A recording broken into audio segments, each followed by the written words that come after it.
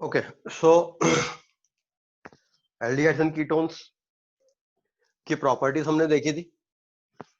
Aldehydes and ketones की वो properties जो न्यूक्लियोफिलिक एडिशन होती थी सी डबल बॉन्डों पर, और न्यूक्लियोफाइल के अटैक करने के बाद जब न्यूक्लियोफिलिक एडिशन हो जाता था तब इसके बाद आगे कुछ और रिएक्शन हो जाती थी, और ये न्यूक्लियोफिलिक एडिशन के बाद जो आगे रिएक्शंस होती थी उनमें काफी सारी वैरायटी हुआ करती थी। तो ये सारी रिएक्शंस हम लोगों ने देखी पिछली क्लास में। Next property of aldehydes and ketones is oxidation of aldehyde and ketone. Oxidation reactions of aldehydes and ketones. Aldehydes and ketones differs in their oxidation reaction. Aldehydes are easier to oxidize. Aldehyde oxidize आसानी से हो जाते हैं. Ketones are difficult to oxidize. Ketones difficulty से oxidize होते हैं. तो जहां एल्डिहाइड का ऑक्सीडेशन किसी माइल्ड ऑक्सीड या स्ट्रॉन्ग ऑक्सीडाइजिंग एजेंट से हो जाएगा, ketones will require strong oxidising agent only. Aldehyde का ऑक्सीडेशन माइल्ड ऑक्सीडाइजिंग एजेंट्स या स्ट्रॉन्ग ऑक्सीडाइजिंग एजेंट्स दोनों से हो जाता है, लेकिन कीटोन को ऑक्सीडाइज करने के लिए स्ट्रॉन्ग ऑक्सीडाइजिंग एजेंट चाहिए होता है. और ये समझना इजी है कि एल्डिहाइड का ऑक्सीडेशन इजी क्यों रहता है, कीटोन का डिफिकल्ट क्यों रहता है. Aldehyde will have this CH bond and this CC bond. ये बॉन्ड टूटकर ऑक्सीडेशन होता है.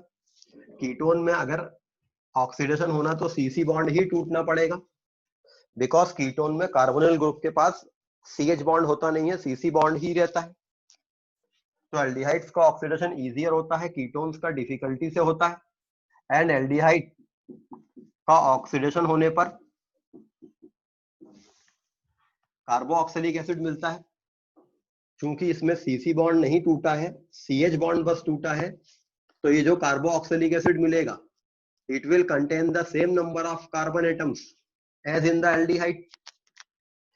चूंकि कार्बन की चेन ब्रेक नहीं होती एल्डिहाइड में, लेकिन कीटोन में ऑक्सीडेशन होगा CC बॉन्ड टूट के, तो इसमें भी ऑक्सिलिक एसिड तो बनते हैं, बट कार्बन चेन चूंकि ब्रेक हो रही है, इसलिए none of the carboxylic acid will contain same number of carbon atom. हर एक कार्बोक्सिलिक एसिड जो बनेगा उसमें पेरेंट कीटोन के कंपैरिजन में कम कार्बन होंगे. तो एल्डिहाइड कीटोन के ऑक्सीडेशन में दो डिफरेंस है. Towards oxidation aldehydes are easier to oxidise than ketone, पहली बात. दूसरा, aldehydes upon oxidation give carboxylic acid with same number of carbon atoms in the aldehyde, while ketones upon oxidation gives carboxylic acids, either of which is having both of them will having less number of carbon atoms. ये दो difference रहते हैं aldehyde और ketone के oxidation में. और यही reaction, इनमें से काफी सारी रिएक्शन एल्डिहाइड और कीटोन को डिस्टिंक्शन करने की रिएक्शन हो जाती है. एक माइल्ड ऑक्सीडाइजिंग एजेंट को लेकर ऑक्सीडेशन कराएंगे, ऑक्सीडेशन हो गया तो वो एल्डिहाइड है, नहीं हुआ तो वो कीटोन है.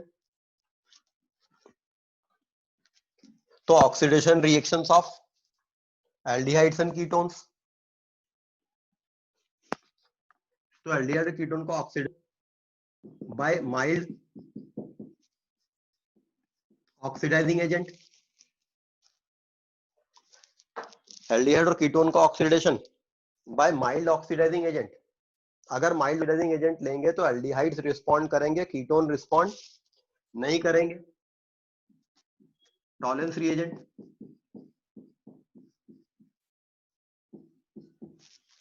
Tollens reagent, when an aldehyde reacts with silver nitrate in the presence of ammonium hydroxide and heat, tolerance reagent silver nitrate ammonium ammonium hydroxide के साथ में अमोनिकल सिल्वर नाइट्रेट इसको कहते हैं। अमोनिकल मीडियम में silver nitrate, this is Tollens reagent, contains Ag2O। तो silver +1 से 0 पे रिड्यूस हो जाता है और एल्डिहाइड ऑक्सीडाइज हो जाती है, एल्डिहाइड ऑक्सीडाइज हो जाती है। तो टॉलेंस रिएजेंट के साथ में एल्डिहाइड ऑक्सीडाइज हो जाएंगे। ये रिएक्शन कीटोन नहीं देता है। तो अगर कोई कार्बोनिल कंपाउंड टॉलेंस रिएजेंट से ऑक्सीडाइज हो रहा है तो वो एक एल्डिहाइड होगा, कीटोन ये रिएक्शन नहीं देते हैं। इस रिएक्शन को कराने में आपने एक टेस्ट ट्यूब में एक एल्डिहाइड ले लिया, इसमें अमोनियम हाइड्रोक्साइड डाला और सिल्वर नाइट्रेट डाला और फिर इस ट्यूब को हीट करते हैं। जब इस ट्यूब को हीट करते हैं रिएक्शन होती है तो ये सिल्वर इस ग्लास ट्यूब पे अंदर की तरफ डिपॉजिट हो जाती है। जब ग्लास की ट्यूब के अंदर सिल्वर डिपॉजिट हो जाएगी तब ये glass tube will have the mirror like appearance. This is called silver mirror and this reaction is called silver mirror test.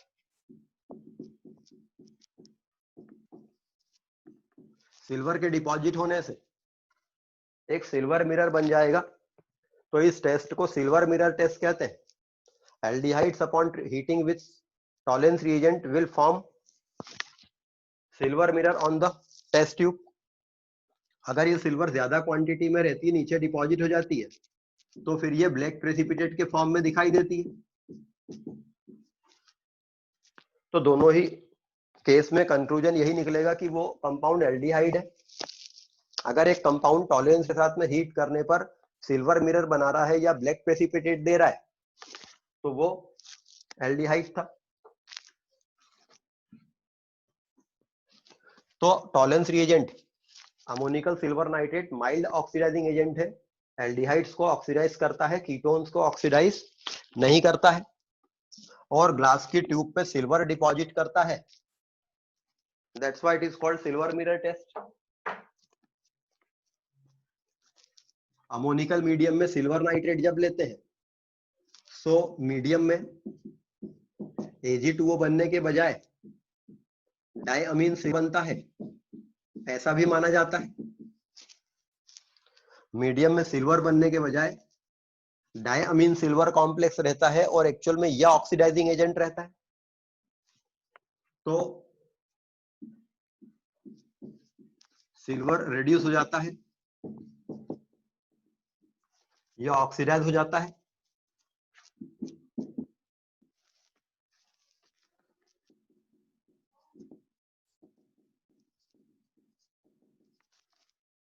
This is silver mirror test. तो सिल्वर मिरर टेस्ट को ये भी लिख सकते हैं कि silver nitrate ammoniacal silver nitrate से medium में एक्टिव कंपोनेंट Ag2O होता है, या ये भी कह सकते हैं कि मीडियम में एक्टिव कंपोनेंट ये डायमीन सिल्वर होता है। +1 से 0 पे ऑक्सीडाइज हो रहा है। यहां पर ये कार्बन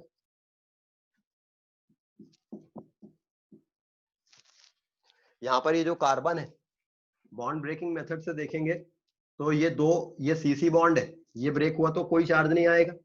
ये दो बॉन्ड O की तरफ टूटेंगे +2, ये एक C की तरफ टूटेगा।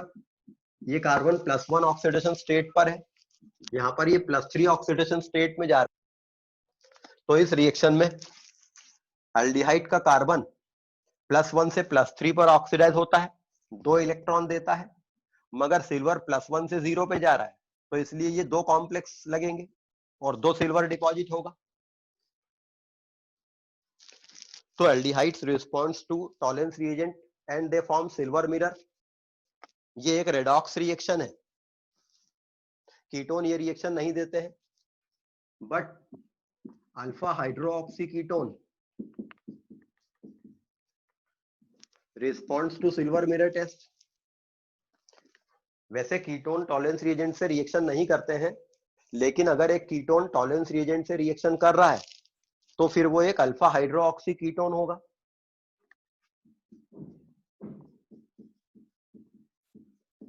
ये कीटोन एक अल्फा हाइड्रोक्सी कीटोन है, कीटोनिक ग्रुप के अल्फा कार्बन पर हाइड्रोक्सिल ग्रुप है। ये टॉलरेंस टेस्ट दे देता है, नॉट बिकॉज, ये टॉलरेंस रीजेंट से टेस्ट दे देता है नॉट बिकॉज कि कीटोन ऑक्सीडाइज होगा, बल्कि इसलिए कि ये सेकेंडरी अल्कोहलिक ग्रुप जो इस सी डबल बॉन्ड कारण ज्यादा एक्टिव हो चुका है, ये ऑक्सीडाइज हो जाता है।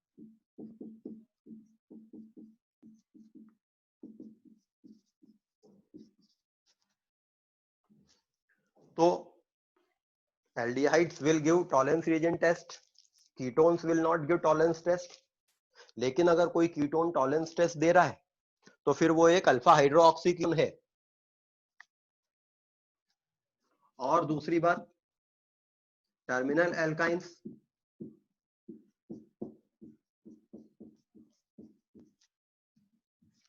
Terminal alkynes contains acidic hydrogen. तो अगर किसी टर्मिनल एल्काइन को टॉलरेंस रिएजेंट से ट्रीट किया जाता है तो वो व्हाइट प्रेसिपिटेट देता है। एसिडिक एच के निकलने से सिल्वर आयन के साथ प्रेसिपिटेशन होने से व्हाइट प्रेसिपिटेट आता है।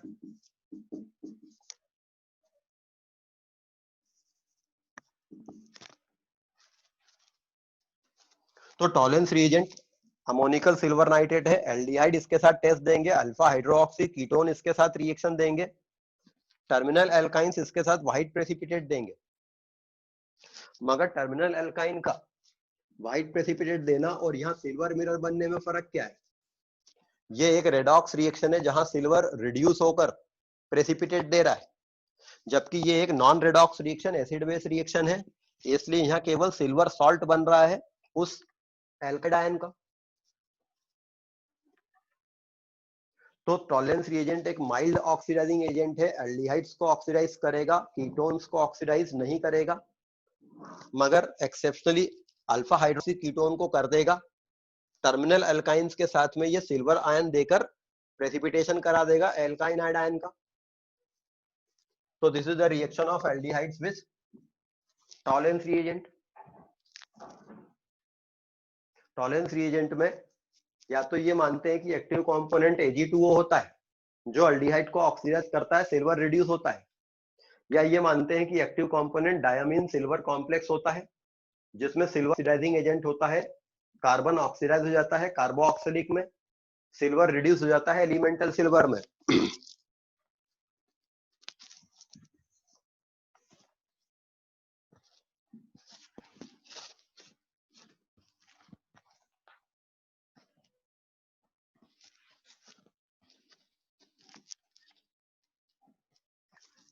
फेलिंग सॉल्यूशन,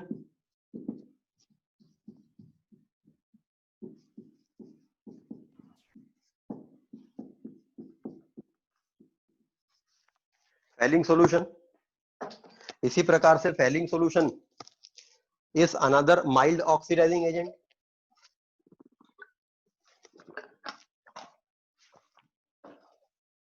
फेलिंग सॉल्यूशन भी एक माइल्ड ऑक्सीडाइजिंग एजेंट है। When an aldehyde reacts with Fehling solution, alkaline copper sulfate is Fehling solution. Copper sulfate complexed with sodium potassium tartrate, tartaric acid का sodium potassium salt ये लेते हैं और copper sulphate लेते हैं, तो ये फेलिंग सॉल्यूशन ए होता है, ये फेलिंग सॉल्यूशन होता है। दो सॉल्यूशन रहते हैं, सॉल्यूशन ए, फेलिंग सॉल्यूशन ए वो कॉपर सल्फेट का सॉल्यूशन है, फेलिंग सॉल्यूशन बी ये सोडियम पोटेशियम टार्ट्रेट है। इन दोनों को मिक्स कर देते हैं, जब रिएक्शन करानी होती है तब वो फेलिंग सॉल्यूशन बन जाता है। तो Fehling solution is a mixture of these two components, copper sulphate and sodium potassium tartrate. ये मीडियम को अल्कलाइन करता है, कॉपर सल्फेट में कॉपर +2 ऑक्सीडेशन स्टेट में है। तो in Fehling solution we can assume कि मीडियम में कॉपर ऑक्साइड होता है, तो copper sulphate plus sodium potassium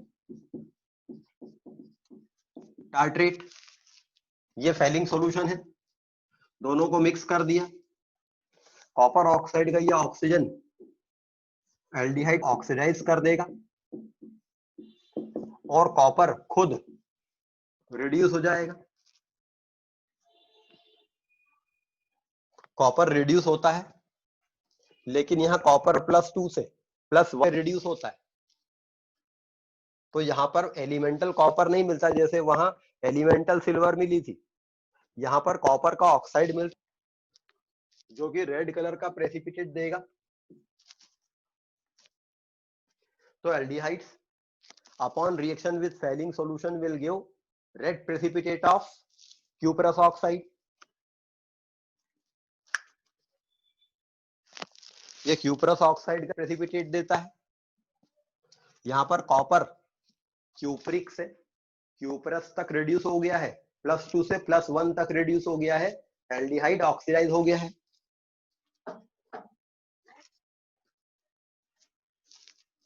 ketones not responds to this reagent, तो ये भी एक माइल्ड ऑक्सीडाइजिंग एजेंट है। टॉलेंस रिएजेंट भी एक माइल्ड ऑक्सीडाइजिंग एजेंट था। टॉलेंस रिएजेंट और फैलिंग सॉल्यूशन, इन दोनों में से टॉलेंस रिएजेंट थोड़ा ज्यादा स्ट्रॉन्गर रहता है। बेंजल्डिहाइड जो कि एक हाइड है, ये टॉलेंस रिएजेंट को रिस्पॉन्ड करता है,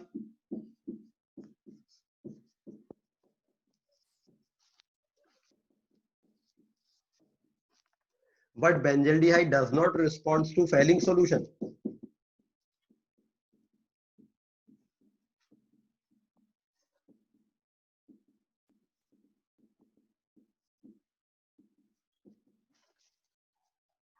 This indicates कि टॉलेंस रिएजेंट थोड़ा सा ज्यादा स्ट्रॉन्गर होता है। बेंजल्डिहाइड एरोमेटिक एल्डिहाइड होने के कारण थोड़ा सा डिफिकल्ट रहता है इसको ऑक्सीडाइज करना। टॉलेंस रिएजेंट कर देता है, फैलिंग सॉल्यूशन नहीं करेगा।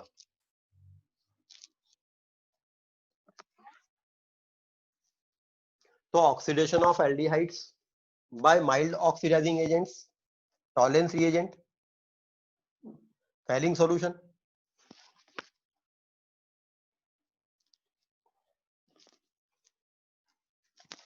फैलिंग सॉल्यूशन ऑक्सीडाइजिंग एजेंट है, ये एल्डिहाइड्स को ऑक्सीडाइज करता है, कीटोन्स को नहीं करता है। बट यहां भी वही बात है, alpha hydroxy ketone can be oxidised bye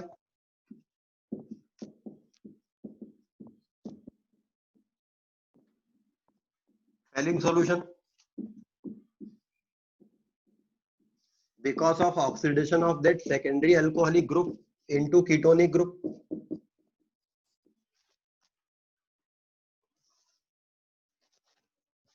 तो फैलिंग सॉल्यूशन भी एल्डिहाइड्स को ऑक्सीडाइज करेगा, कीटोन को नहीं करेगा, लेकिन अल्फा हाइड्रोक्सी कीटोन्स को कर देगा।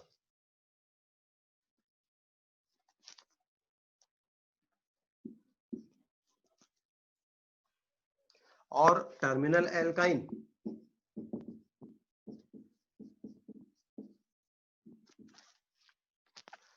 एल्काइन अगर होंगे तो उनके साथ भी ये प्रेसिपिटेट दे देगा। एंड अगेन ये रिएक्शन रेडॉक्स है, जबकि टर्मिनल एल्काइन के साथ में ये इसलिए रिएक्शन दे देगा क्योंकि एसिड बेस रिएक्शन होगी और एल्काइनाइड आयन का कॉपर सॉल्ट प्रेसिपिटेट हो जाएगा। तो चूंकि यहां पर एल्काइनाइड आयन का कॉपर सॉल्ट प्रेसिपिटेट हो गया,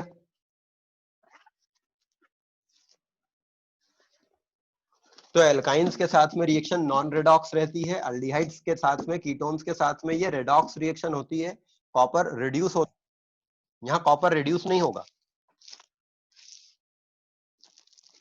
तो टॉलेंस रिएजेंट, फैलिंग सॉल्यूशन लगभग सेम बिहेव करते हैं। टॉलेंस थोड़ा सा स्ट्रॉन्गर है, बेंजल्डिहाइड को ऑक्सीडाइज कर देता है, कीटोन को नहीं करता है।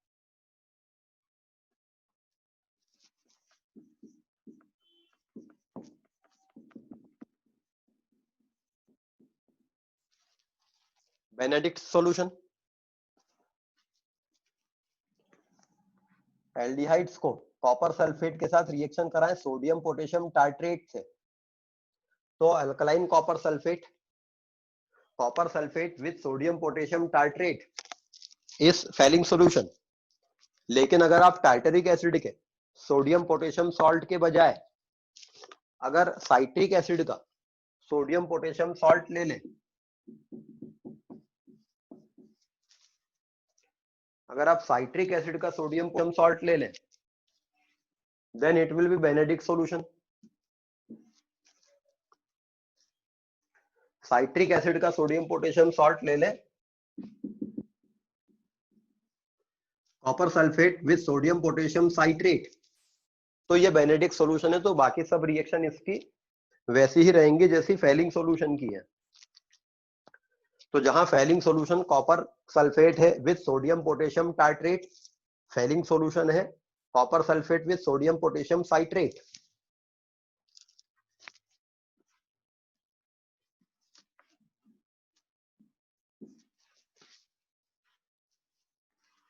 ठीक है, तो ये माइल्ड ऑक्सीडाइजिंग एजेंट है, Tollens agent, Fehling solution, Benedict solution.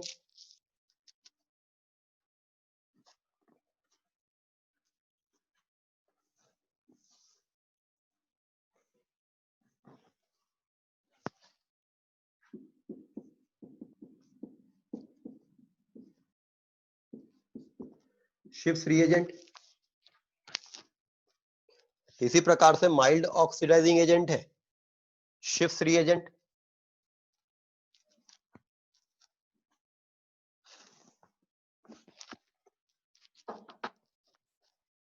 रोजेनेल hydrochloride,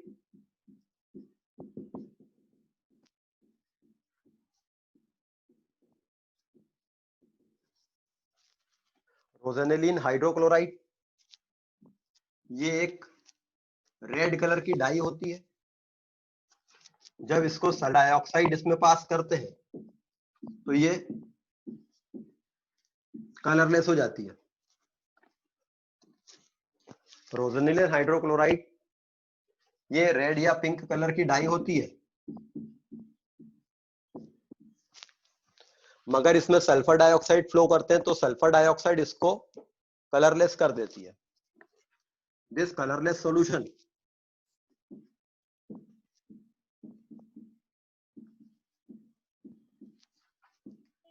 is Schiff's reagent.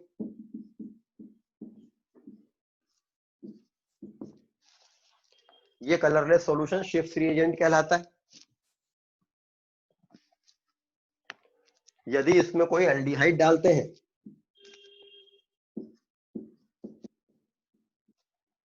तो ये पिंक कलर देने लगता है। एल्डिहाइड शिफ्स रिएजेंट के साथ में रिएक्ट करके पिंक या रेड कलर देंगे, कीटोन पिंक या रेड कलर नहीं देंगे। इस टेस्ट में होगा क्या, सल्फर डाइऑक्साइड ये माइल्ड ऑक्सीडाइजिंग एजेंट है। सल्फर डाइऑक्साइड एल्डिहाइड को ऑक्सीडाइज कर देती है और खुद रिड्यूस हो जाती है।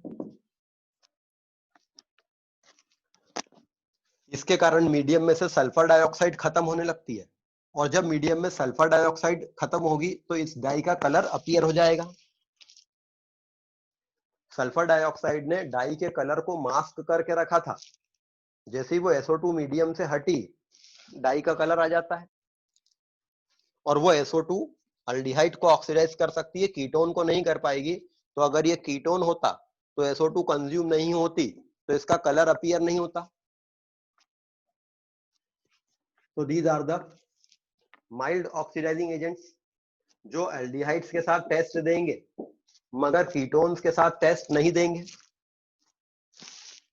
So this can be used to distinguish between aldehydes and ketones.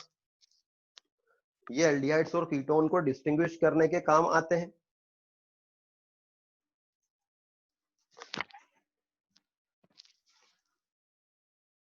Fehling solution sodium potassium tartrate रहता उसमें, उसी को साइट्रेट कर दे, साइट्रिक एसिड का सोडियम सॉल्ट, तो उसको बेनेडिक्ट सॉल्यूशन कहते हैं। तो ये माइल्ड ऑक्सीडाइजिंग एजेंट है.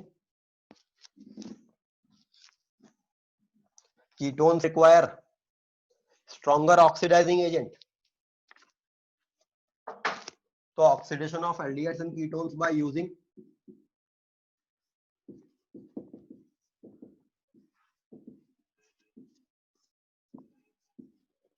strong oxidizing agents, aldehydes and ketones by using strong oxidizing agents. hot acidified KMnO4 जो कि एक स्ट्रॉन्ग ऑक्सीडाइजिंग एजेंट है, या डाइक्रोमेट, एसिडिफाइड डाइक्रोमेट, ये स्ट्रॉन्ग ऑक्सीडाइजिंग एजेंट है.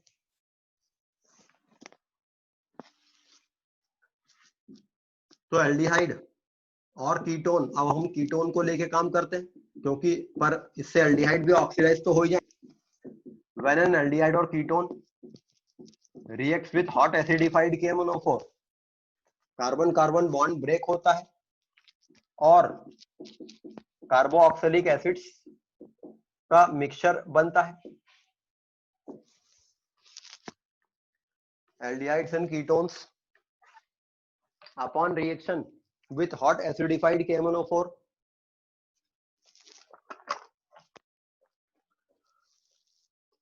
will give carboxylic acids.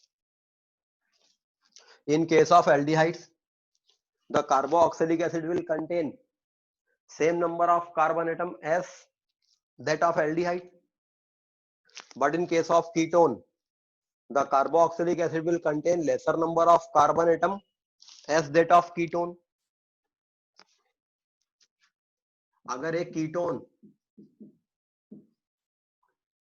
Oxidise होता है तो उसका इधर वाला बॉन्ड भी ऑक्सीडाइज हो सकता था, इधर वाला भी हो सकता था. अगर हम यहां पर नंबर ऑफ कार्बन एटम्स लिख लें, अब इस कीटोन का ऑक्सीडेशन होता है और एसिडिफाइड KMnO4 से, तो अगर इधर वाला बॉन्ड ब्रेक हुआ तो इससे 3 कार्बन वाले 2 कार्बोक्सिलिक एसिड मिलेंगे, इससे 3 कार्बन वाले 2 कार्बोक्सिलिक एसिड मॉलिक्यूल मिलेंगे. तब जबकि ये बॉन्ड ब्रेक हुआ होता तो एक सेट ऑफ प्रोडक्ट तो ये मिलेगा, लेकिन ये वाला बॉन्ड अगर ब्रेक हुआ होता हॉट एसिडिफाइड KMnO4 से, तो इससे 2 कार्बन वाला एसिड मिलता और एक 4 कार्बन वाला एसिड मिलता.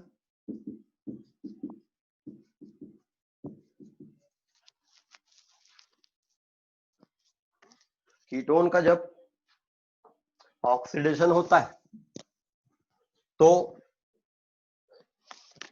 C double bond O group के दोनों तरफ वाले कार्बन ऑक्सीडाइज हो सकते थे.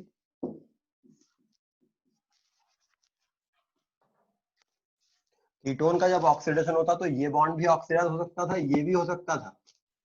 अगर ये वाला ऑक्सीडाइज हुआ है तो वी कैन से दैट कि जो कार्बोनिल ग्रुप है, स्टार लगा लेते हैं इसको पहचानने के लिए.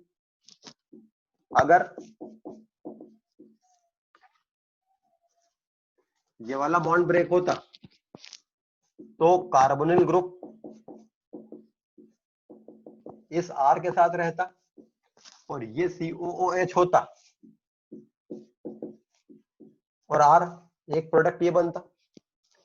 लेकिन अगर बॉन्ड ये वाला ब्रेक होता तो ये वाला कार्बन COOH हो जाता और ये स्टार लगा हुआ कार्बोनिल ग्रुप इस R' वाले के साथ रहता.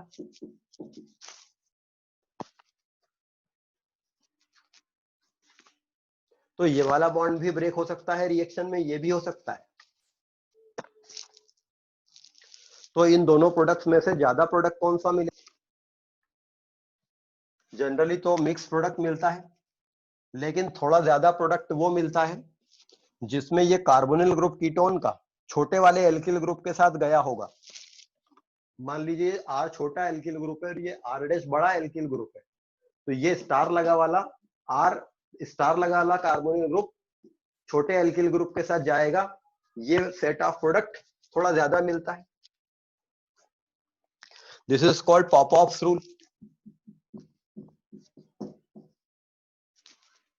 इसको पॉपऑफ्स रूल कहेंगे। जब कीटोन का ऑक्सीडेशन होता है तो वो सीसी बॉन्ड ब्रेक होता है, जिससे कार्बोनिल ग्रुप छोटे एल्किल ग्रुप के साथ प्रोडक्ट में जाता हो। जैसे कि यहां पर इस कार्बोनिल ग्रुप एक तरफ छोटा एल्किल ग्रुप C2H5 है और एक तरफ बड़ा एल्किल ग्रुप C3H7 है, तो कार्बोनिल ग्रुप छोटे एल्किल ग्रुप के साथ ज्यादा जाएगा, मतलब ये बॉन्ड ब्रेक होने का प्रोडक्ट ज्यादा देगा, मतलब ये मेजर मिलेगा इस रिएक्शन में। तो ketones can be oxidised by breaking CC bond. Ketones can be oxidized by breaking CC bond, but they require stronger oxidizing agents, hot acidified KMnO4 और K2Cr2O7। ठीक है, तो oxidation of aldehydes and ketone. Another oxidizing agent which is a strong oxidizing agent is halogen and base।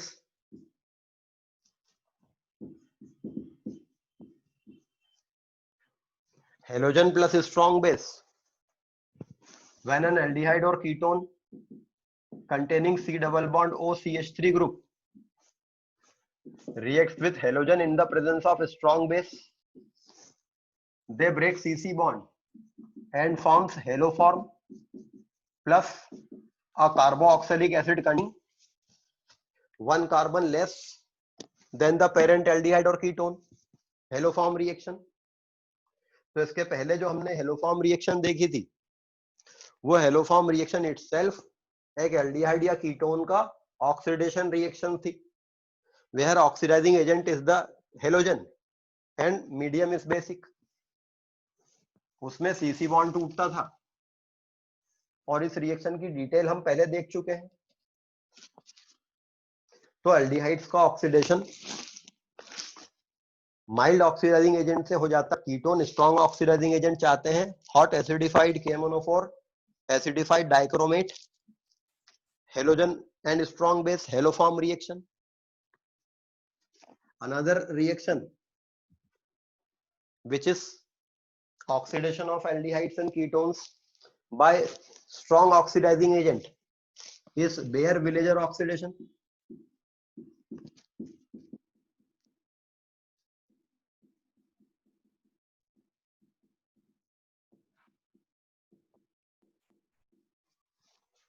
Baeyer-Villiger oxidation, this is the oxidation reaction of aldehydes and ketones।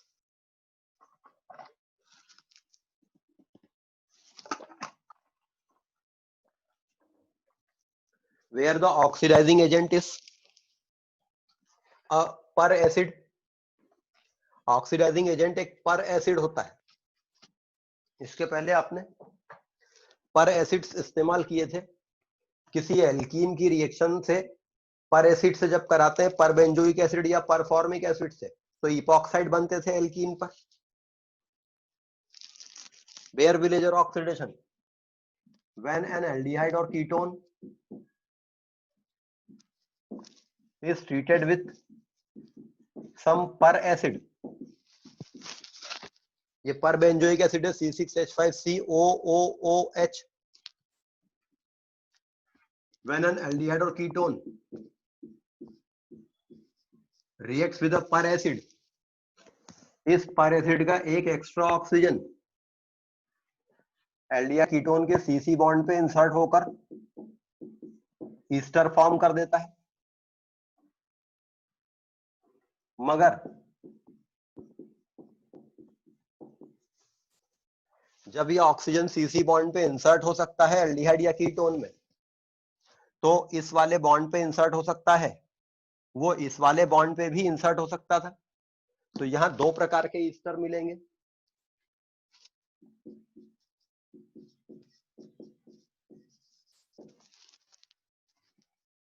यहां दो प्रकार के Easter मिलेंगे, एक इस बॉन्ड पे O insert हुआ है, एक इस बॉन्ड पर O इंसर्ट हुआ है।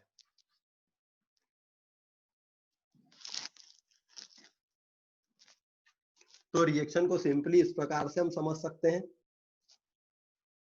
कि एल्डिहाइड और ketone when reacts with a peracid, it will give ester by the insertion of oxygen over this bond और ओवर दिस बॉन्ड। इसी प्रकार से अगर ये रिएक्शन एल्डिहाइड से कराई गई होती और पर एसिड से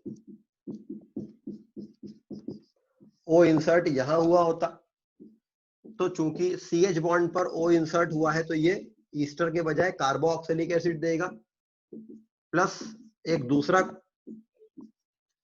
इंसर्शन जो यहां होगा उससे आपको ईस्टर मिलती, फॉर्मिक एसिड की ईस्टर।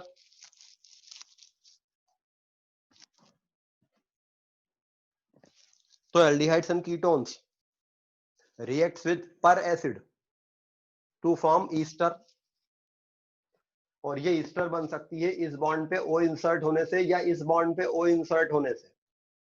मगर इन दोनों में से O इंसर्ट ज्यादा किस पर होगा, इन दोनों में से मेजर प्रोडक्ट कौन सा मिलेगा? इन दोनों में से मेजर प्रोडक्ट कौन सा मिलेगा, उसको देखने के हमें इस रिएक्शन का मैकेनिज्म देखना होगा। So this reaction is called Baeyer-Villiger oxidation. When an aldehyde or ketone reacts with per acid, it forms ester C6H5 is a weak acid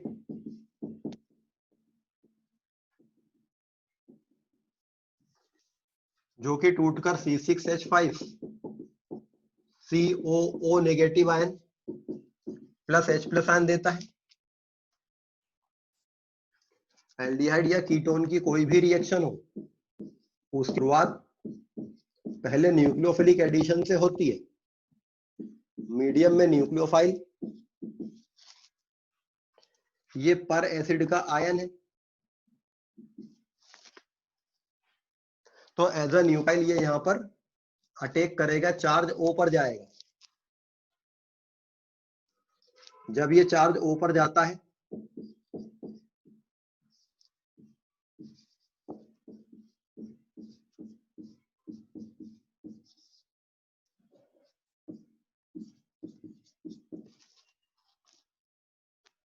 तो ये चार्ज O पर जाता है। अभी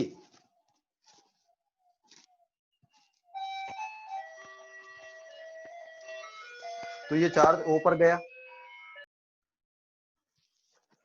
सो बेयर-विलियर ऑक्सीडेशन में पर एसिड का जो आयन है एज अ न्यूक्लियोफाइल अटैक करेगा, चार्ज O पर जाएगा। अब ये चार्ज या पहले एसिडिक मीडियम है तो इसको प्रोटोनेट कर ले, क्योंकि पर एसिड वीक एसिड रहेगा, तो अब इसको प्रोटोनेट कर ले। C6H5COOH वीक एसिड है, डिसोसिएट होकर पर एसिड का ये आयन और H प्लस आयन देगा। एल्डिहाइड या कीटोन ये प्रोटोनेट होगा, प्रोटोनेट होने से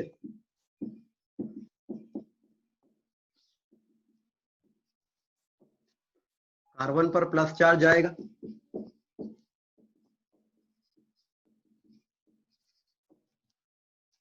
इस कार्बन प्लस चार्ज जाएगा, मीडियम में न्यूक्लियोफाइल है,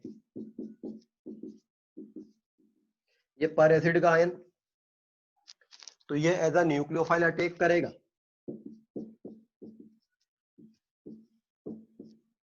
तो up to this stage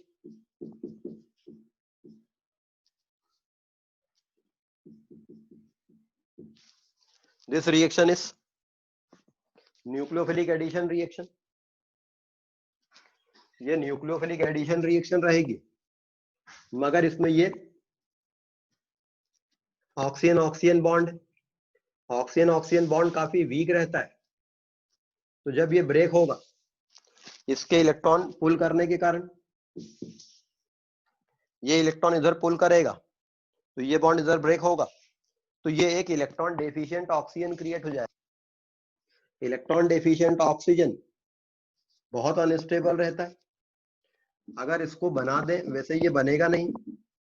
electron deficient oxygen जैसे ही यहाँ बनेगा, ये कंडीशन क्रिएट हो जाएगी और ये कंडीशन बेहद अनस्टेबल होगी। इस लीविंग ग्रुप के जाने के कारण ये बनेगा। ये जैसे ही बनेगा, तो जैसे फिनॉल की मेथड ऑफ प्रिपरेशन में हमने इस प्रकार का एक आयन बना लिया था, और जैसे ही वो ऑक्सीजन पे प्लस चार्ज आया था, इलेक्ट्रॉन डेफिशिएंट ऑक्सीजन वो अपनी तरफ एक एल्किल ग्रुप शिफ्ट लेता है, और जब वो अपनी तरफ एक एल्किल ग्रुप शिफ्ट कर लेगा,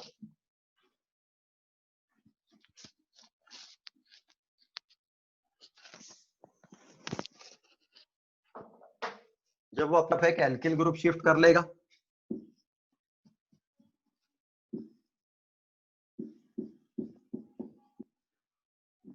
तो पॉजिटिव चार्ज ऑक्सीजन पे न रहकर कार्बन पे चला जाएगा। ये कार्बन पे जो प्लस चार्ज आएगा, इससे एक कार्बोकेटायन बनेगा।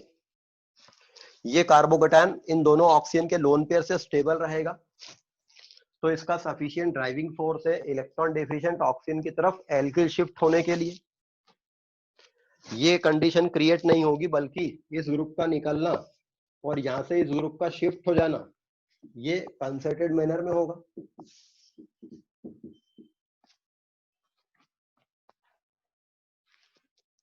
ये कंसर्टेड मैनर में रहेगा। फिर ये किसी एक तरफ के ऑक्सीजन के लोन पेयर से स्टेबल होगा, इसका ये कैनोनिकल स्ट्रक्चर रहेगा।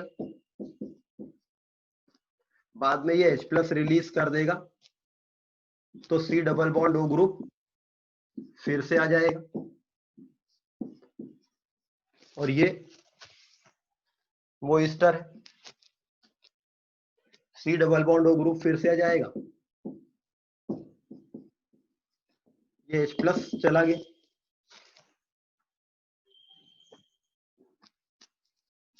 तो ये एक ईस्टर बन गया, जिसमें ऑक्सीजन इस बॉन्ड पे यहां इंसर्ट हो गया। लेकिन इस वाले आयन में दोनों तरफ इस ग्रुप के शिफ्ट होने के भी चांस थे और इस ग्रुप के शिफ्ट होने के भी चांस थे। तो अगर ये आरडेस शिफ्ट हुआ होता इलेक्ट्रॉन डेफिशिएंट O की तरफ, तो यहां पर एक दूसरे प्रकार का ग्रुप बनता, एक दूसरे प्रकार का इंटरमीडिएट बनता। जब ये आरडेस शिफ्ट हुआ होता, और जब वो आरडेस शिफ्ट हुआ होता, तो इससे ये प्रोडक्ट मिलता जिसमें O इधर इंसर्ट हुआ है, यहां पर इस बॉन्ड पर।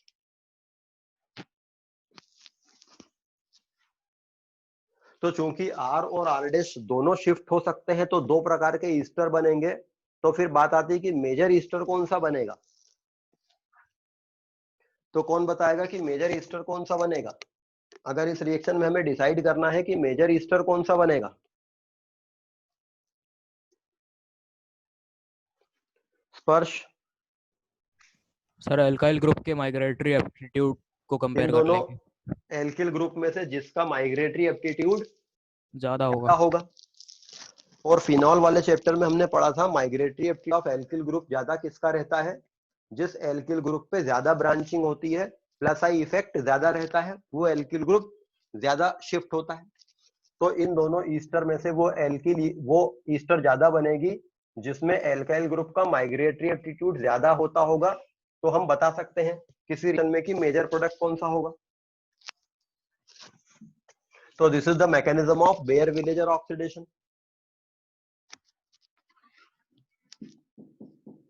When an aldehyde or ketone reacts with per acid, it forms esters. तो इस रिएक्शन में भी इलेक्ट्रॉन डेफिशिएंट ऑक्सीजन की तरफ एल्किल शिफ्ट हुआ है। ऐसी 3 रिएक्शंस आपने आज तक पढ़ी हैं, जिनमें इलेक्ट्रॉन डेफिशिएंट ऑक्सीजन एटम की तरफ एल्किल शिफ्ट हुआ करता था। कौन कौन सी रिएक्शंस हैं? अभी तक हमने जितनी ऑर्गेनिक केमिस्ट्री पढ़ी है उसमें 3 रिएक्शंस मैंने आपको ऐसी बताई थी, जिनमें electron deficient oxygen atom create होता था मॉलिक्यूल और एल्किल ग्रुप उसकी तरफ शिफ्ट कर जाता था पास के कार्बन से। तो ऐसी कौन कौन सी रिएक्शंस हैं?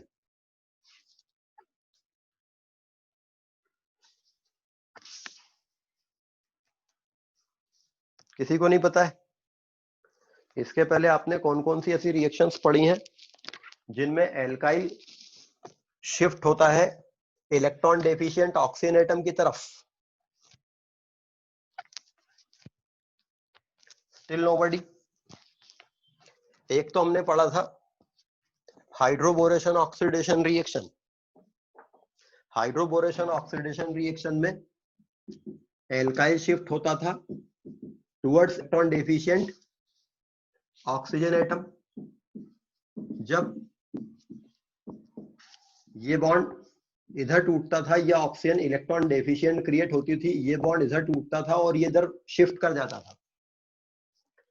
दूसरी रिएक्शन हमने पढ़ी थी जब electron deficient oxygen atom create होता था और उस इलेक्ट्रॉन डेफिशिएंट ऑक्सीजन एटम की तरफ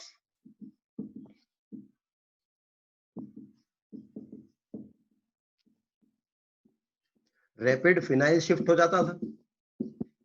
क्यूमीन हाइड्रोपेरोक्साइड फिनॉल बना जा रही थी। तो hydroboration oxidation reaction, cumene hydroperoxide से फिनॉल की मेथड ऑफ प्रिपरेशन, और बेयर विलेजर ऑक्सीडेशन रिएक्शन, ये 3 रिएक्शन ऐसी थी जिनमें electron deficient oxygen atom create होने से एल्किल शिफ्ट हुआ है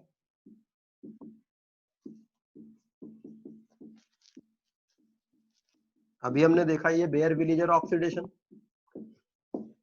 इसमें जैसे ये इधर ग्रुप गया, रैपिड एल्काइल शिफ्ट हो गया towards electron deficient oxygen atom. और इन तीनों रिएक्शन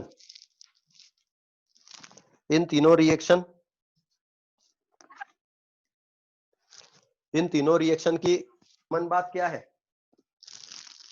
इन तीनों रिएक्शन में कॉमन बात क्या है कि इन तीनों रिएक्शन में कंपाउंड की रिएक्शन किसी पर एसिड से कराई गई है, किसी परऑक्सी बॉन्ड वाले कंपाउंड से कराई गई है जिसमें ऑक्सीजन ऑक्सीजन परऑक्सी बॉन्ड हो। क्योंकि इलेक्ट्रॉन डेफिशिएंट ऑक्सीजन क्रिएट कर पाना केवल फ्लोरीन कर सकता है या खुद ऑक्सीजन कर सकता है। ऑक्सीजन एक हाई इलेक्ट्रोनेगेटिव एटम है, आफ्टर फ्लोरीन ये सेकंड हाईएस्ट इलेक्ट्रोनेगेटिव एटम है। तो किसी केमिकल रिएक्शन में electron deficient oxygen atom create हो जाए, ऐसा तभी हो सकता है कि या तो हमने फ्लोरीन ले रखा हो या फिर अनदर ऑक्सीजन ले रखा हो, ताकि ऑक्सीजन ऑक्सीजन बॉन्ड किसी एक तरफ टूटेगा तो वो इस ऑक्सीजन को इलेक्ट्रॉन डेफिशिएंट क्रिएट कर देगा। अच्छा, ऑक्सीजन ऑक्सीजन बॉन्ड काफी वीक बॉन्ड रहता है इन लोन पेयर्स के बीच में रिएक्शन होने से, मगर चूंकि ऑक्सीजन इलेक्ट्रॉन डेफिशिएंट क्रिएट नहीं होना चाहेगी तो मैक्सिमम केस में तो ये बॉन्ड कैसे ब्रेक होता है? होमोलिटिक। आप देखिए अधिकतर रेडिकल रिएक्शन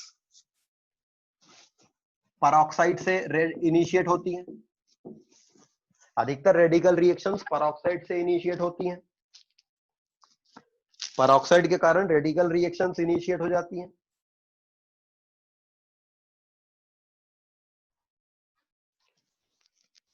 तो रेडिकल रिएक्शंस परऑक्साइड से इनिशिएट होती हैं, लेकिन परऑक्साइड अगर सिमेट्रिकल कंडीशन पे है तो ये बॉन्ड होमोलिटिक टूटेगा।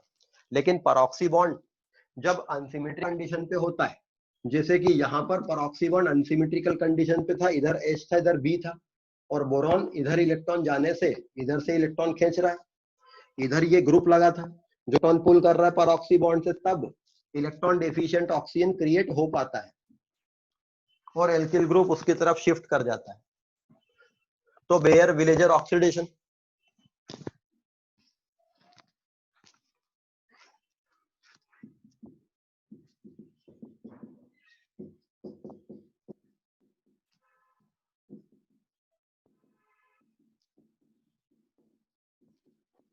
इस रिएक्शन में दो ए और बी बनेंगे, इन दोनों में से मेजर प्रोडक्ट कौन सा होगा? इस रिएक्शन के कौन कौन से प्रोडक्ट होंगे और उनमें से मेजर प्रोडक्ट कौन सा होगा?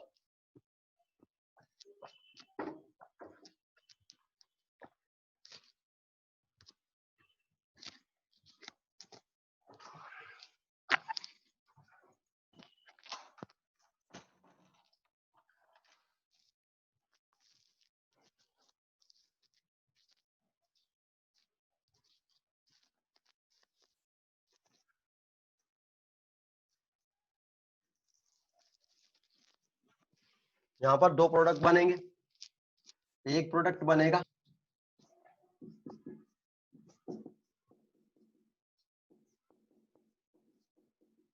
ये, और एक प्रोडक्ट बनेगा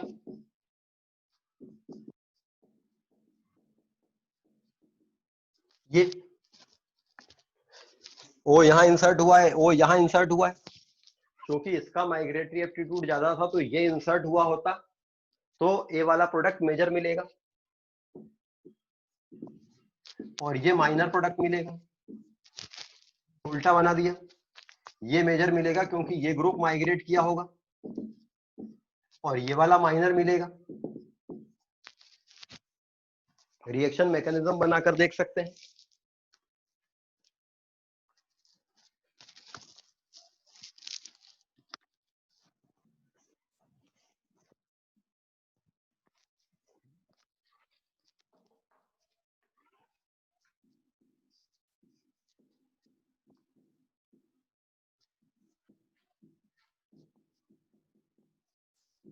What will be the product of this reaction?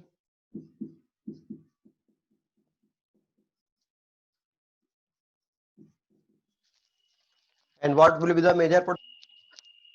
इस रिएक्शन के कौन कौन से प्रोडक्ट मिलेंगे और मेजर प्रोडक्ट कौन सा होगा?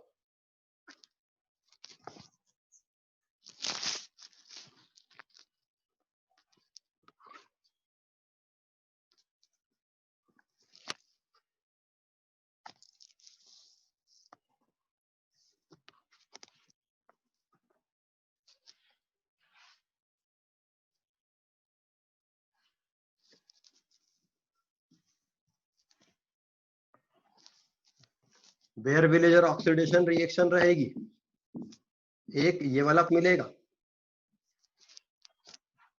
रिंग 6 मेंबर्ड थी, एक ऑक्सीजन इस बॉन्ड पे इंसर्ट हो गया तो 7 मेंबर्ड रिंग वाली ईस्टर मिलेगी और एक प्रोडक्ट ये मिलेगा जिसमें ऑक्सीजन यहां इंसर्ट हुई होगी, इसका माइग्रेटरी एप्टीट्यूड ज्यादा था इस CH3 के प्लस आई के कारण, हेंस ये वाली मेजर मिलेगी, ये वाली माइनर मिलेगी।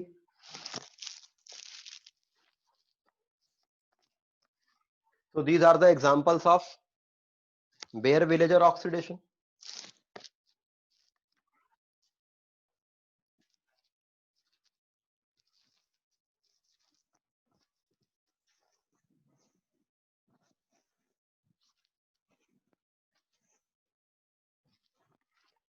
So oxidation of aldehydes and ketones by strong oxidizing agents. Strong oxidizing agents में हमने देखा एसिडिफाइड डाइक्रोमेट और एसिडिफाइड परमैंगनेट, या हमने देखा हेलोजन प्लस बेस, हमने देखा पर acid Baeyer-Villiger oxidation. Next one is NO2 oxidation, selenium dioxide oxidation aldehyde या कीटोन का। When an aldehyde or ketone is treated with selenium dioxide, SiO2, ये क्या करता है, C double bond O group के बगल का जो CH3 ग्रुप रहता है, C double bond O group के कारण ये मिथाइल ग्रुप एक्टिव हो चुका है, इसके इलेक्ट्रॉन खींचने के कारण ये एक्टिवेटेड मिथाइल ग्रुप है, तो ये एक्टिवेटेड मिथाइल या एक्टिवेटेड मिथिलीन ग्रुप को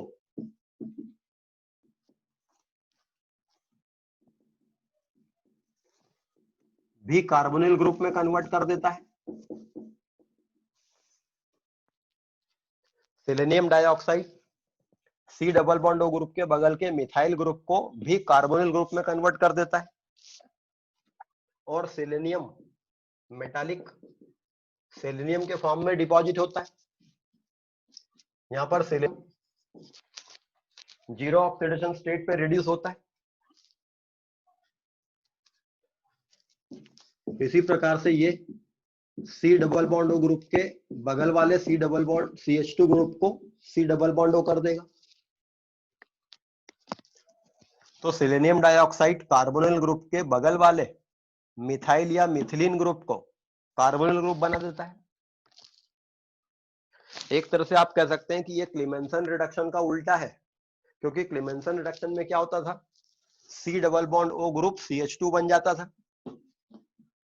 यहां पर CH2 group C double bond O group हो रहा है, लेकिन बगल में सी डबल बॉन्ड O होना चाहिए।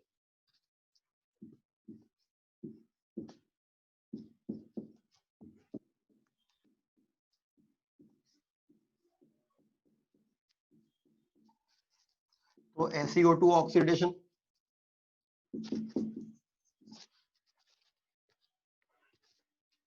Oxidation of aldehydes and ketones by strong oxidising agents.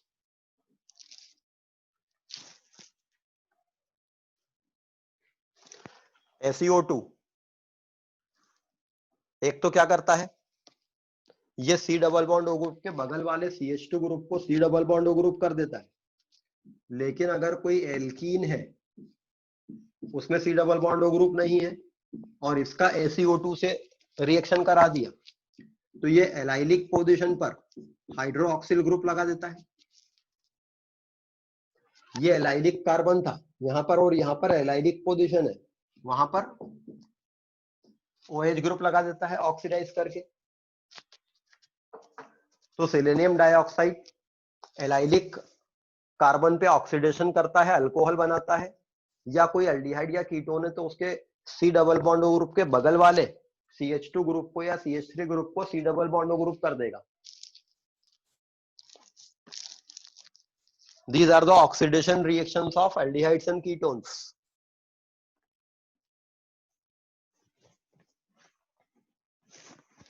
Next one is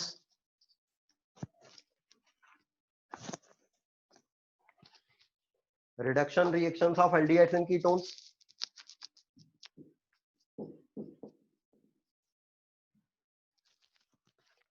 Reduction reactions of aldehydes and ketones. Aldehydes and ketones के reduction में क्या डिफरेंस आता है? एल्डिहाइड्स एंड कीटोन्स दोनों ही आसानी से रिड्यूस हो जाते हैं, इसलिए ऐसा नहीं होगा कि वीक रिड्यूसिंग एजेंट लेंगे तो एल्डिहाइड रिड्यूस होगा, कीटोन नहीं होगा। एल्डिहाइड और कीटोन के रिडक्शन में वो फर्क नहीं आएगा जो ऑक्सीडेशन में आया था। Aldehydes undergo reduction as well as ketones undergoes reduction easily, क्योंकि यहाँ CC बॉन्ड या कोई बॉन्ड टूटना नहीं है बल्कि ये CO बॉन्ड टूटना है और एक H इस कार्बन को एक H इस ऑक्सीजन को मिल जाना है। यहाँ दोनों में ही एक ही टाइप का बॉन्ड टूटना है, CO पाई बॉन्ड। तो बाय रिड्यूसिंग एजेंट ये दोनों इजीली टूटेंगे, तो इसलिए एल्डिहाइड्स और कीटोन्स दोनों ही आसानी से रिड्यूस हो जाते हैं। तो इसलिए ये फर्क तो नहीं रहता है कि एल्डिहाइड को वीक रिड्यूसिंग एजेंट जबकि कीटोन विल रिक्वायर स्ट्रॉन्गर, ऐसा नहीं रहता है। बट फर्क क्या रहता है, aldehydes will give primary alcohol, ketone upon reduction will give secondary alcohol. Aldehyde के रिडक्शन से प्राइमरी अल्कोहल मिलेगा बिकॉज इस कार्बन के पास एक ही ग्रुप लगा रहेगा। कीटोन में दो एल्किल ग्रुप थे और ये ग्रुप अल्कोहलिक हो गया है तो फिर ये सेकेंडरी अल्कोहल बनेगा। तो एल्डिहाइड और कीटोन के रिडक्शन में डिफरेंशिएशन आता है। Aldehydes upon reduction will give primary alcohol, ketone upon reduction will give secondary alcohol. लेकिन रिड्यूसिंग हम कौन से यूज कर सकते हैं? एल्डिहाइड और कीटोन का रिडक्शन में जो C double bond O group रहता है ये रिड्यूस होके अल्कोहलिक ग्रुप बन सकता है, लेकिन ये आगे और रिड्यूस हो सकता है। अगर हम देखें एल्डिहाइड या ketone C double bond O group है, ये रिड्यूस हो सकता है और रिड्यूस होकर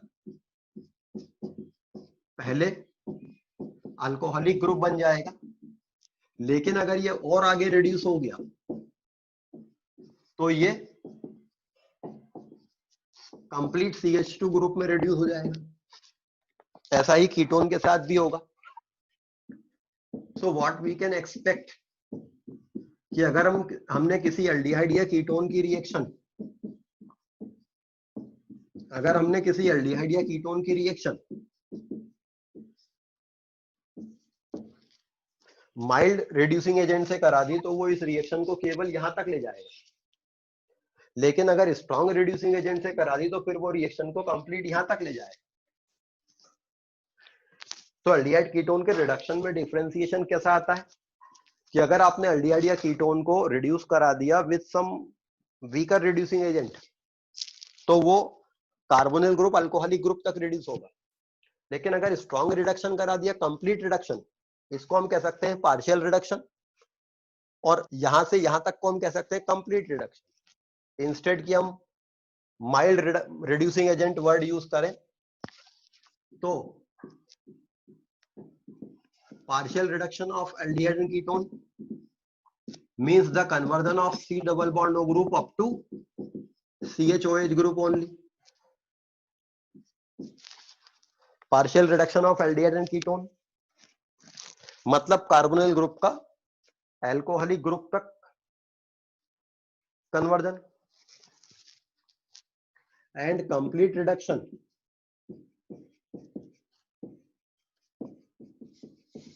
ऑफ एल्डिहाइड एंड कीटोन मतलब कार्बन ग्रुप का CH2 ग्रुप में reduction.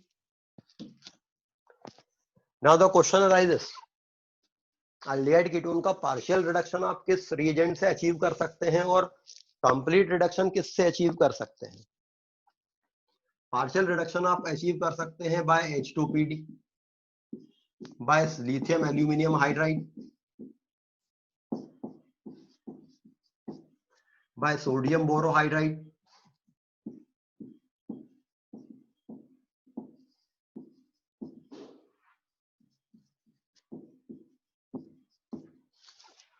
partial reduction can be achieved by H2PD, LiAlH4, lithium aluminium hydride, sodium borohydride, or by ethyl alcohol sodium, Bouvelt-Blanc reduction, ethyl alcohol sodium से Bouvelt-Blanc reduction, and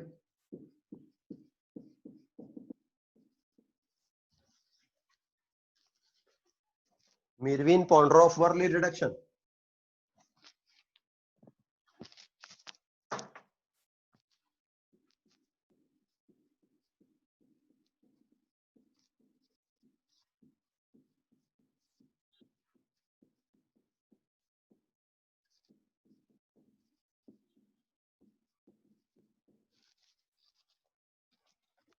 Partial reduction of aldehydes and ketones can be achieved by H2PD, LiLH4, NaBH4, ethyl alcohol sodium, and MPV reduction, Mirvin-Pondroff-Worley reduction. Complete reduction means the conversion of C double bond O group into complete CH2 group can be achieved by Clemmensen reduction,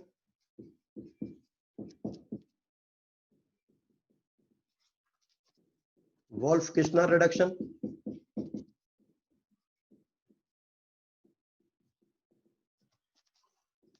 and reduction by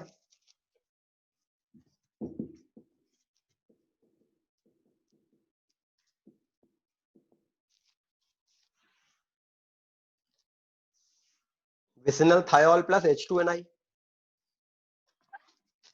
तो aldehyde ketone के reduction topic में ये reactions हम लोग देखेंगे।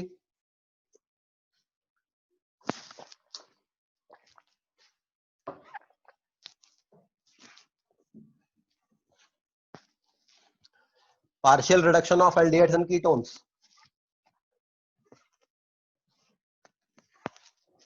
When an aldehyde or ketone is treated with H2PD, it gives alcohol. Aldehyde will give primary alcohol, ketone will give secondary alcohol. इस reaction को तो हम सिंपली इसी प्रकार से जस्टिफाई कर सकते हैं कि कैटलिस्ट की सरफेस पर हाइड्रोजन गैस जाकर जब एड्सॉर्ब होती है तो कार्बोनिल ग्रुप इस प्रकार से यहां से H लेता है, ये H इधर जाके लगती है, तो ये सिंपली कैटलिस्ट के सरफेस पर दोनों पर हाइड्रोजन का एडिशन हो जाता है। तो एल्डिहाइड या कीटोन की रिएक्शन जब H2PD से कराएंगे तो अल्कोहल बनेगा। अल्कोहल में इस कार्बन पे लगने वाला हाइड्रोजन और ऑक्सीजन पे लगने वाला हाइड्रोजन दोनों ही हाइड्रोजन से आएंगे, H2 से आएंगे। तो reduction by H2PD is the reduction by molecular hydrogen.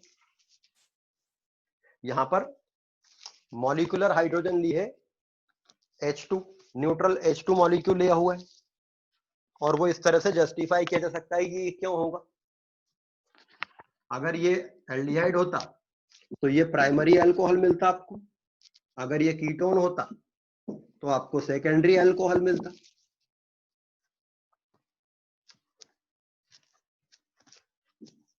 Bye lithium aluminum hydride, aldehyde and ketone upon reduction with lithium aluminum hydride,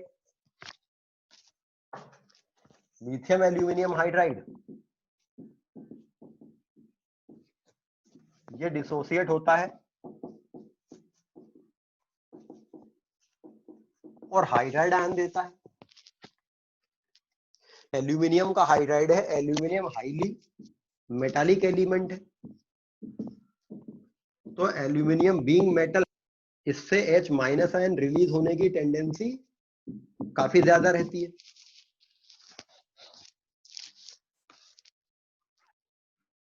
तो lithium aluminium hydride H minus ion देता है जो कि एक न्यूक्लियोफाइल है।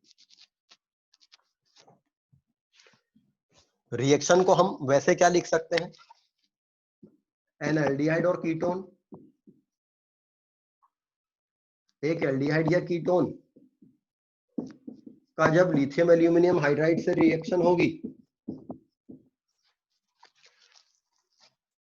एक aluminium hydride 4 H minus ion देगा, एक lithium aluminium hydride 4 H minus ion देगा, तो एल्डिहाइड या कीटोन रिड्यूस होगा। तो एक LiAlH4 से कितने एल्डिहाइड या कीटोन के मॉलिक्यूल रिड्यूस हो पाएंगे? एक लिथियम एल्यूमिनियम हाइड्राइड कितने एल्डिहाइड कीटोन को रिड्यूस कर पाएगा?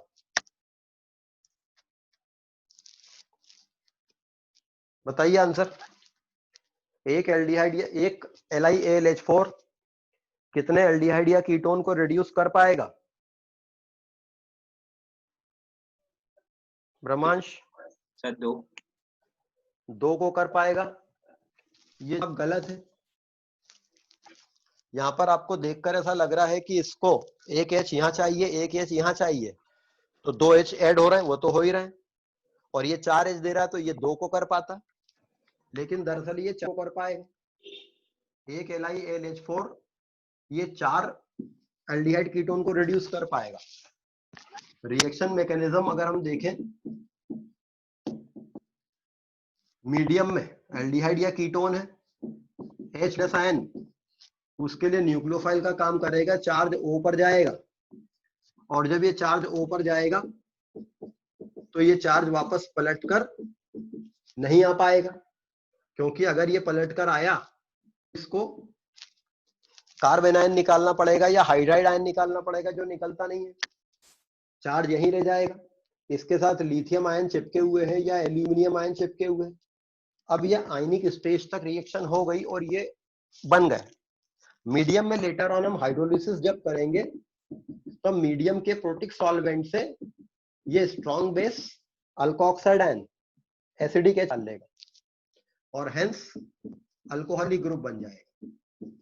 तो अगर हम देखें तो एल्डिहाइड या कीटोन का जब रिडक्शन LiLH4 से होता है तो इस कार्बन पे जो H लगा होता है ये LiLH4 से आता है, लेकिन ये जो H है ये अराउंड हाइड्रोलिसिस रिएक्शन से आया था और ये 4 H देता है।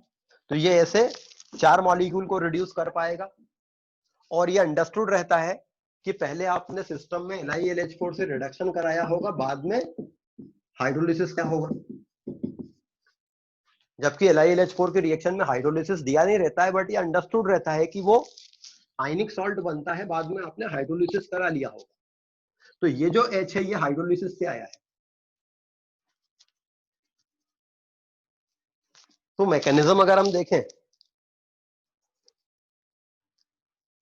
मैकेनिज्म को अगर हम देखें तो हम देख पा रहे हैं कि LiLH4 H माइनस आयन दे रहा है और इस एल्डिहाइड या कीटोन पे ये H माइनस आयन के फॉर्म में आके लगा था, जबकि ये H प्लस के फॉर्म में आके लगा था और ये वाटर से आया था। या फिर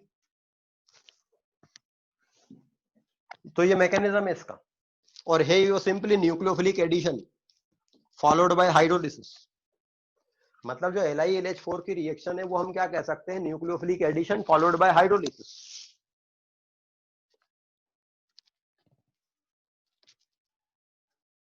अगर एक एल्डिहाइड या कीटोन की रिएक्शन LiAl D4 से कराई गई होती followed by hydrolysis with H2O, तब आपको यहां पर D और यहां पर D नहीं मिलता, बल्कि मैकेनिज्म के हिसाब से देखें तो आपको प्रोडक्ट मिलते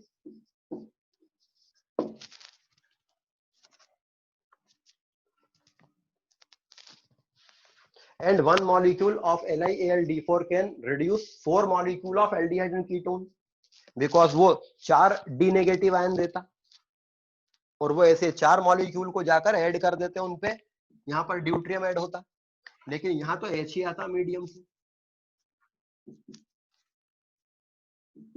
ये मैकेनिज्म हो जाएगा। तो reaction of aldehydes and ketones with H2PD is the addition of molecular hydrogen, while reaction with lithium aluminum hydride is the reaction of H minus ion hydride ion और दूसरा H प्लस आयन O पे लगा है। Same reaction sodium borohydride से भी होती,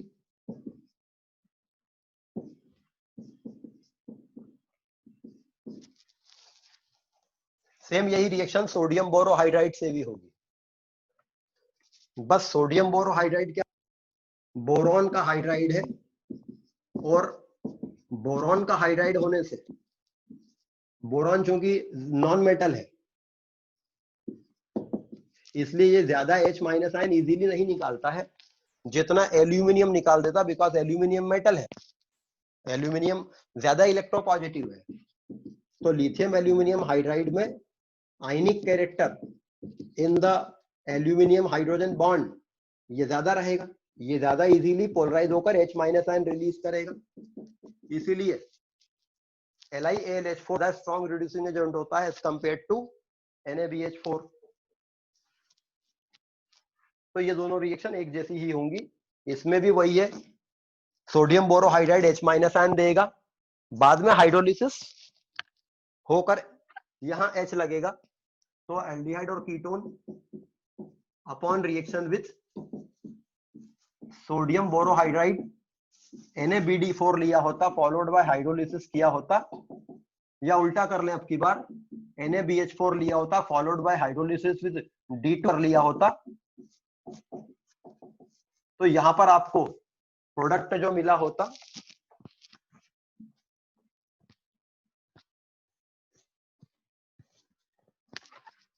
वो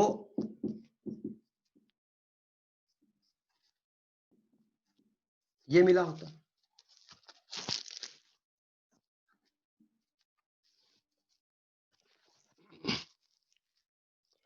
ठीक है।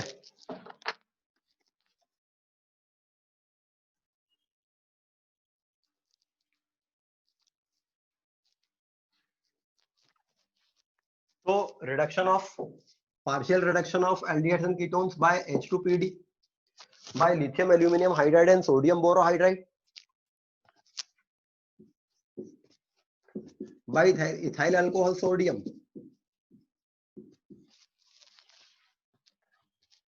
सोडियम मेटल है और काफी इलेक्ट्रोपॉजिटिव मेटल है।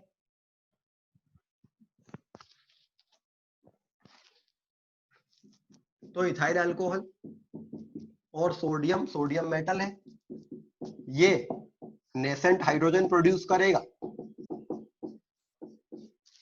और ये नेसेंट हाइड्रोजन एल्डिहाइड या कीटोन को रिड्यूस कर देगी।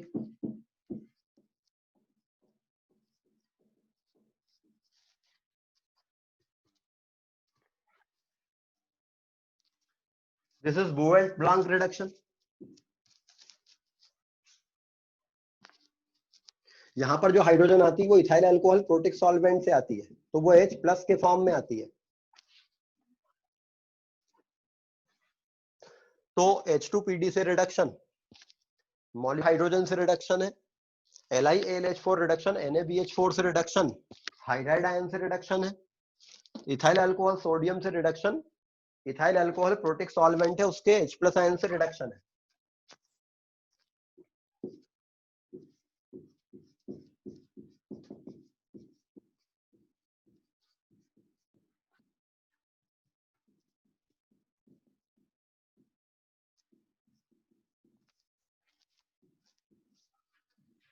Mirvin-Ponroff-Verley रिडक्शन,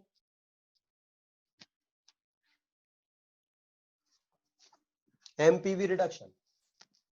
अभी तक हमने देखा कि अभी तक जो हम रिड्यूसिंग एजेंट यूज कर रहे थे वो कॉमन रिड्यूसिंग एजेंट थे, ये आप पहले से जानते हो सारे reducing agent. H2PD, lithium aluminium hydride, sodium borohydride, metal और एसिड। यहां पर एक अनकन्वेंशनल रिड्यूसिंग एजेंट यूज होता है,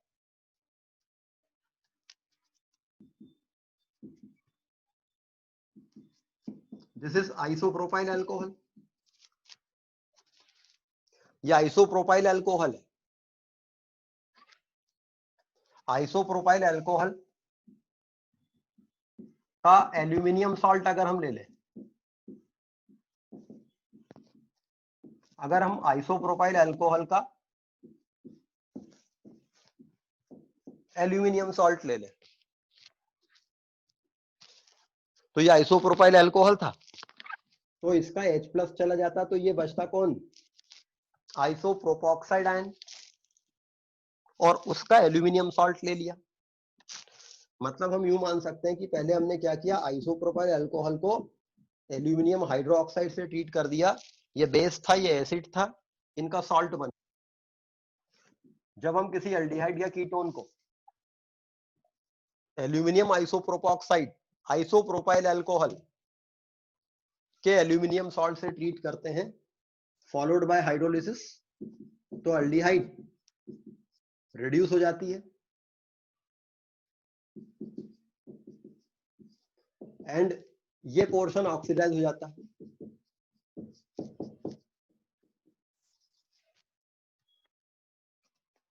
एल्डिहाइड ऑक्सीडाइज हो गई, सॉरी एल्डिहाइड रिड्यूस हो गई, एल्डिहाइड रिड्यूस हो गई तो वह अल्कोहल बन गई, और ये जो आइसोप्रोपाइल अल्कोहल लिया था ये ऑक्सीडाइज हो गया तो ये कीटोन बन गया। तो when an aldehyde or ketone reacts with aluminum isopropoxide, it gives reduction product of that aldehyde and the oxidation product of isopropyl alcohol acetone. This reaction is called Mirvin-Ponroff-Verley reduction. Basically ये reaction इस hydrogen का इस carbon को transfer है। Simply आप देख लो, ये hydrogen इस कार्बन को मिल गया, तो ये हाइड्रोजन इसको मिलने से ये रिड्यूस हो गया, ये वाला हाइड्रोजन मीडियम में हाइड्रोलिसिस से आया, बाद में जब हाइड्रोलिसिस किया होगा उससे आया, ये इसकी बात है। ये हाइड्रोजन इसको ट्रांसफर हुआ है और इससे हाइड्रोजन गया है तो ये रिड्यूस ऑक्सीडाइज हो गया। रिएक्शन का डिटेल मैकेनिज्म नेक्स्ट क्लास में पढ़ेंगे।